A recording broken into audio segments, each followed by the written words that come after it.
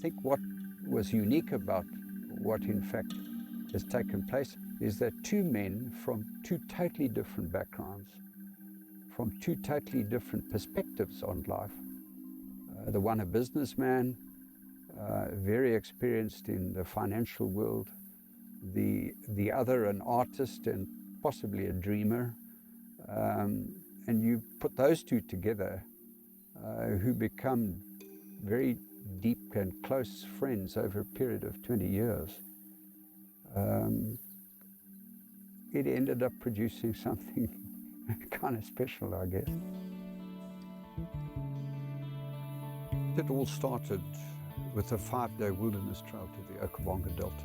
Dale Parker had his wife, 2 friends of theirs and myself, and we just sailed off into the watery world of the Okavango. And he was from Cape Town. He was a member of the Endangered Wildlife Trust, involved very much in the Cape Floral Kingdom. He was a very successful businessman, farmer. Over the 5 days, something just seemed to click. We enjoyed the same things. Both he and his wife were absolutely passionate about any aspect of what they were being exposed to. It was their first time ever. And with so many other experiences in my life with people, something about a wilderness trail just opens your mind to a whole new world and a whole different outlook. So it was not surprising that when the opportunity regarding Lapalala arose, and I involved him and I talked to him about it, when he asked me to help him if he was prepared to buy this place, we shook hands, and over 20 years, that's all it ever amounted to. I became his partner, obviously his friend. And 5,000 hectares in 1981 seemed pretty big at the time. And it is a big piece of ground. But it's nothing compared to what it is today at 36,000 hectares. So it was an evolution for both him and his wife and myself. But once he'd acquired the place and we started to get seriously involved, the light went on for him in the sense of looking at this river and being exposed to it and realizing there were the endangered roan antelope living here wild. And just suddenly having the whole aspect of this place settle down on top of him, I think it was inevitable that he would look beyond the boundaries of the reserve that he had. He had this visionary understanding that if you didn't own both sides of the river, you could never fully control the situation. And Dale was a person who believed that he had to be in control of the situation.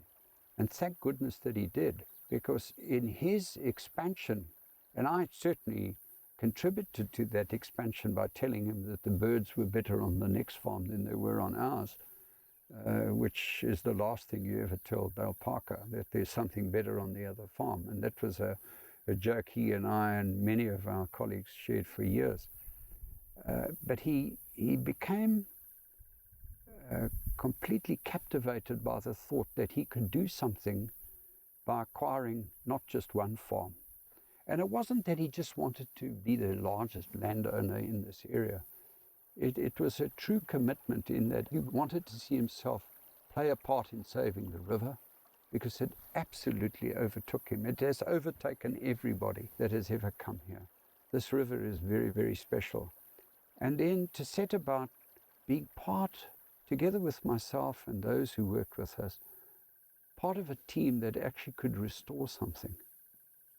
And I think for the first time in his life, he saw the opportunity of making a meaningful contribution other than being a very successful farmer or a businessman, in the sense of not seeing it that at the end of the day he would make money out of it. He was never motivated by that.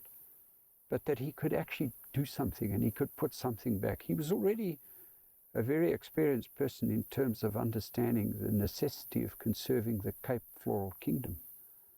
So he was, whilst all of us were possibly naive in understanding what managing a large ecosystem like it is today, he was not naive in his understanding of the importance of conserving wild country and restoring it. And that's really what drove him to actually make that kind of contribution. He didn't need to be the person that the world recognized as having saved this or that or the other. He was very concerned about land. Land has always been a major issue with him. And it's been demonstrated by his saving of both lowland and highland fynbos in the Cape, and the contribution he and Elizabeth have made there. And that's really what drove him.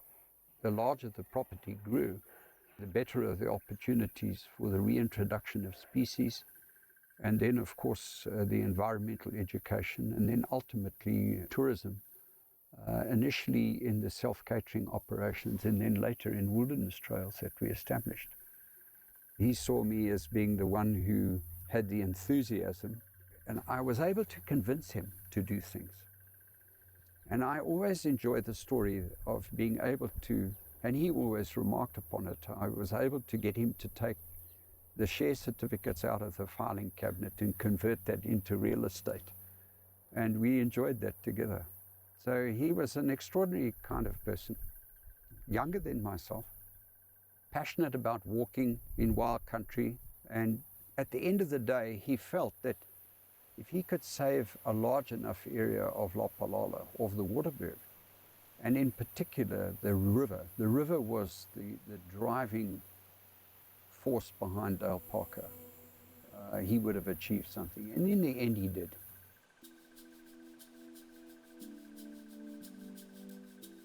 The sad thing, of course, is that Dale died at the age of 60.